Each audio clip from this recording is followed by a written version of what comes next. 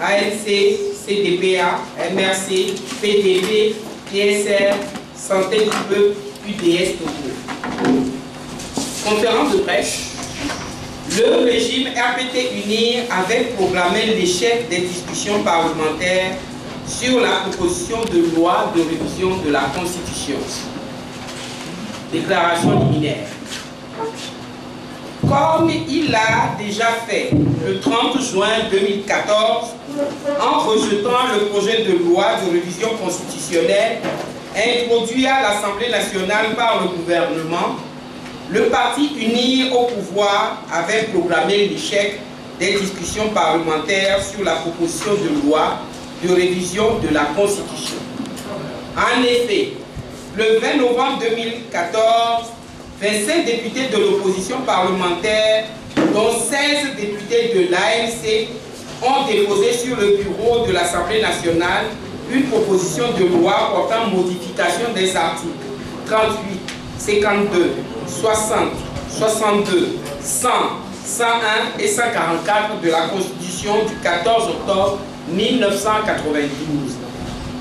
L'examen de cette proposition de loi a été confié à la Commission des lois constitutionnelles, de la législation et de l'administration générale, présidée par un député de la majorité parlementaire unie. Dès l'entame de l'étude de la proposition de loi au sein de la Commission, le vice-président de la Commission des lois s'était interrogé sur le sens qu'il fallait donner à l'article 110, alinéa 1 du règlement intérieur de l'Assemblée nationale, dans le chapitre 3, procédure législative spéciale, section 1, révision de la Constitution, et ainsi conçu. Les projets et propositions de loi portant révision de la Constitution sont examinés, discutés et votés dans les conditions fixées à l'article 144 de la Constitution. Rappelons pour l'essentiel que l'article 144 de la Constitution précise que pour être adopté définitivement au Parlement, toute révision constitutionnelle nécessite le vote par une majorité qualifiée des 4/5 des députés composant l'Assemblée nationale. Le vice-président déduisait de ce renvoi à l'article 144 de la Constitution par l'article 110 alinéa 1 du règlement intérieur que la proposition devait être envoyée directement à la plénière de l'Assemblée nationale pour être examinée, discutée et votée, ce à quoi les députés de la majorité parlementaire se sont opposés. Pour débloquer les discussions au sein de la commission des lois, le président de l'Assemblée nationale, sur le rapport qui lui a été fait par la commission, a saisi la Cour constitutionnelle qui a donc décidé pour l'essentiel que nonobstant le libellé de l'article 110 alinéa 1 du règlement intérieur de l'Assemblée nationale, la commission pouvait être saisie de l'étude de la proposition de loi de révision constitutionnelle. C'est dans ces circonstances que la commission des lois a alors poursuivi l'étude du texte de la proposition de révision constitutionnelle par son avis 38 ainsi conçu. Il est reconnu aux citoyens et aux collectivités territoriales le droit à une redistribution équitable des richesses nationales par l'État. Une charte nationale sur la bonne gouvernance des ressources publiques fixe les modalités d'application de cette redistribution équitable.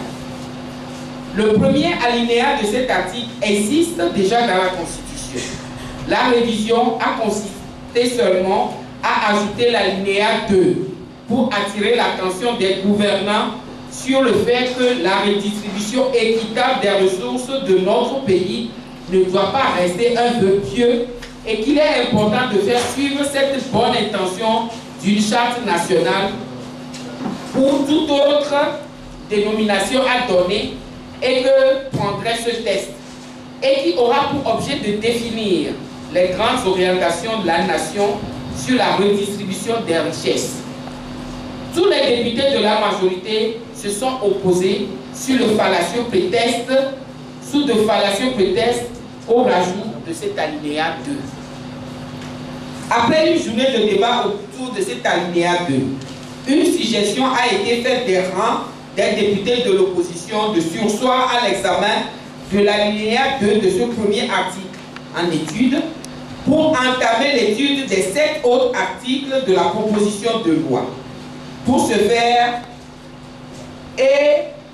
puisqu'il s'agissait de travaux en commission des lois, il a été demandé au président du groupe UNIR de faire connaître les éventuels amendements que les députés de la majorité voudraient apporter aux autres articles.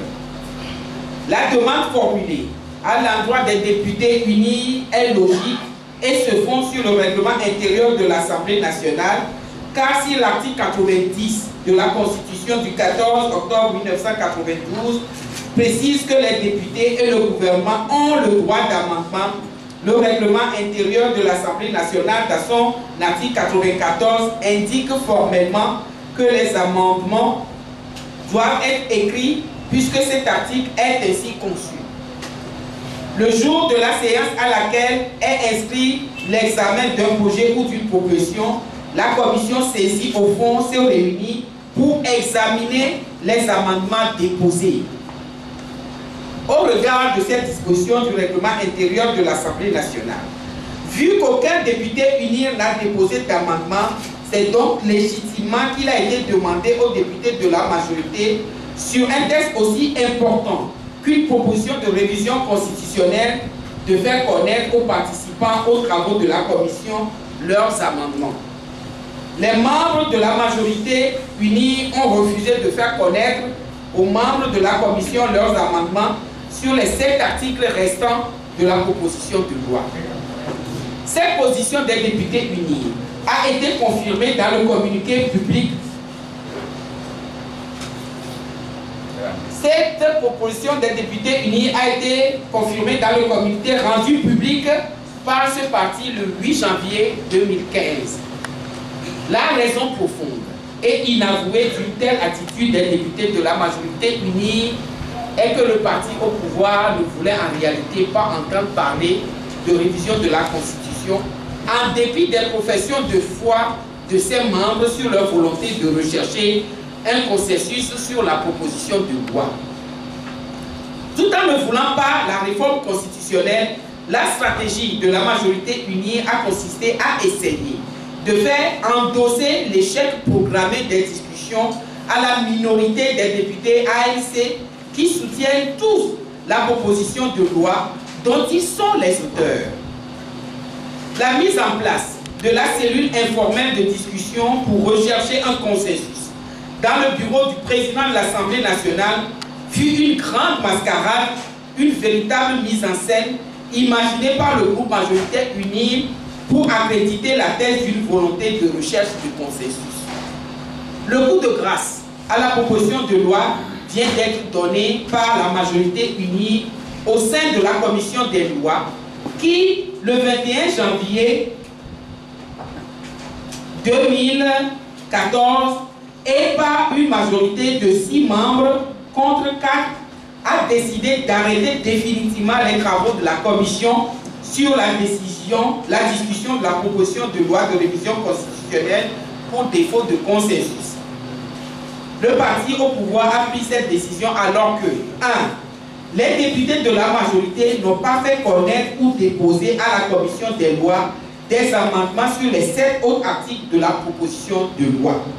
2. La commission des lois n'a pas poursuivi l'étude des 7 autres articles de la proposition, ce qui constitue de la part de la commission une sorte de fermeture parlementaire. En effet, une commission parlementaire pour l'étude d'une loi ne peut pas arrêter les travaux sous prétexte qu'il n'y a pas de consensus. Ce n'est pas le rôle de la commission de voter les lois. Elle est là juste pour faire un travail technique préparatoire pour permettre à la plénière de l'Assemblée nationale de se prononcer à la majorité requise sur le texte qui lui sera soumis. Cette violation flagrante des procédures parlementaires par les députés du groupe UNIR démontre bien que tous les discours, tant du chef de l'État, du gouvernement, que de la majorité parlementaire sur la volonté de ce régime à opérer les réformes politiques ne sont que des leurs. Il en est de même de la mascarade parlementaire du 30 juin 2014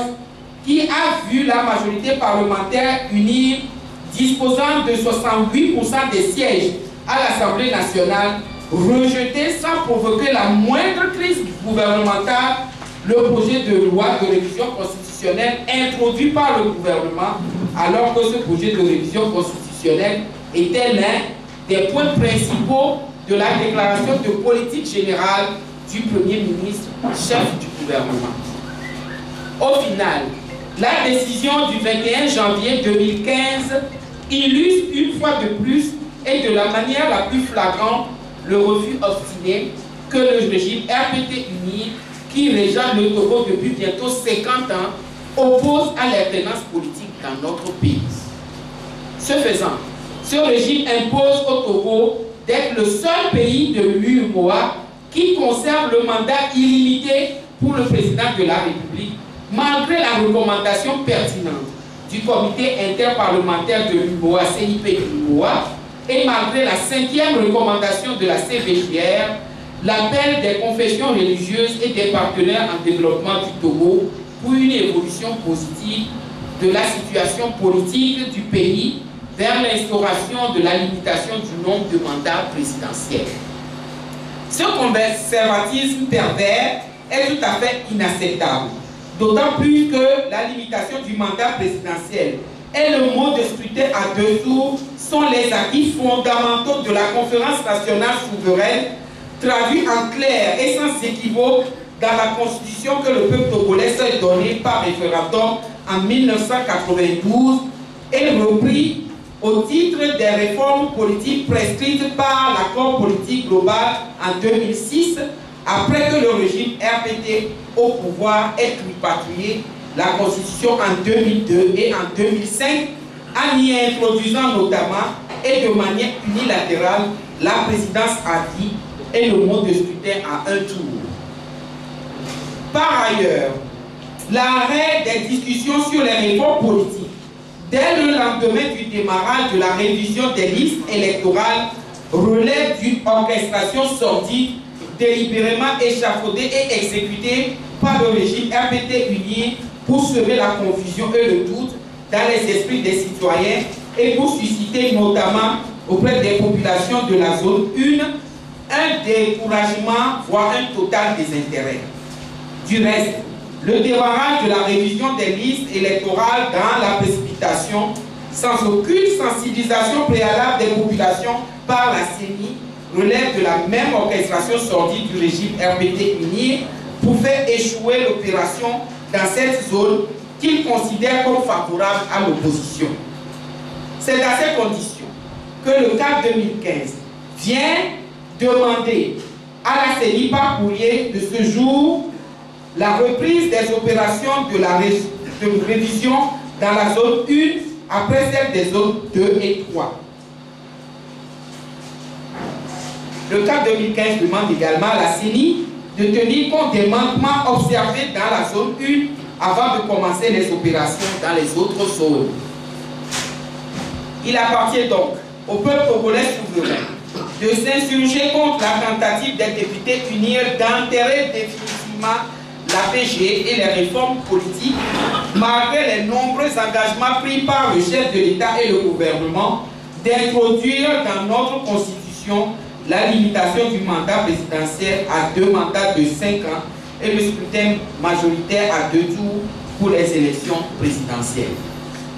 Il appartient aux forces vives de la nation, à toutes les forces démocratiques et aux populations togolaises, y compris celles de la diaspora. 1. De dire non à la présidence à vie, à l'accaparement par un clan des ressources de notre pays et à la patrimonisation d'un pouvoir d'État qui appartient au seul peuple souverain. 2. D'exiger et obtenir l'adoption et la mise en œuvre de la limitation du mandat présidentiel et du scrutin à 2 tours qui demeurent des acquis fondamentaux de la Conférence nationale souveraine cristallisée dans le consensus de la Constitution adoptée par le référendum de 1992, puis dans celui de l'APG signé en 2006. 3. De faire comprendre au chef de l'État le risque qu'il prend de mettre le pays en péril en raison de son refus obstiné de répondre favorablement aux attentes légitimes et pressantes de ses concitoyens en ce qui concerne les réformes politiques. 4. D'exiger en outre une reprise pure et simple des opérations de révision des listes électorales dans la zone 1 après l'achèvement des 10 opérations dans les autres zones. En tout état de cause, les partis membres de CAP 2015, ensemble avec les autres forces démocratiques, entendent poursuivre et intensifier sur le terrain, dans la recherche unitaire et solidaire convenue, les actions de sensibilisation, de formation et d'information des populations sur la nécessité de se battre pour obtenir les réformes politiques, gage d'un apaisement sociopolitique dans notre pays. À cet effet, les partis membres de CAP 2015 appellent instamment les Togolaises et les Togolais à demeurer vigilants pour faire échec à la forfaiture et à l'imposture en répondant massivement à tous les mots d'ordre de mobilisation. Fait à Lomé le 26 janvier 2015.